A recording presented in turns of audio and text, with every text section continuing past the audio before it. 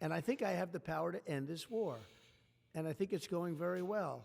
But today I heard, oh, well, we weren't invited. Well, you've been there for 3 years. You should have ended it 3 years. You should have never started it. You could have made a deal.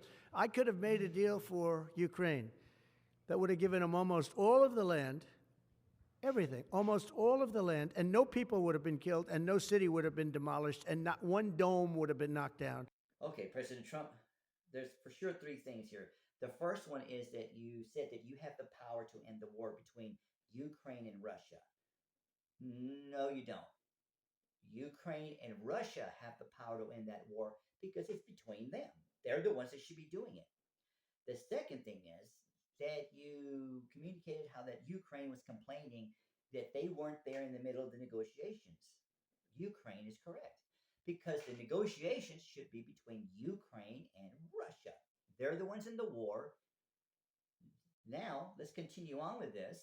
If it's the United States and it's the Russians negotiating regarding the Ukraine Russia war, that's called colonization. There's been enough of that in the world. But let's take this on to the next point, number three. You also are like, hey, wait a minute. Well, this should have been going on. It shouldn't have happened. It should have been done 3 years ago.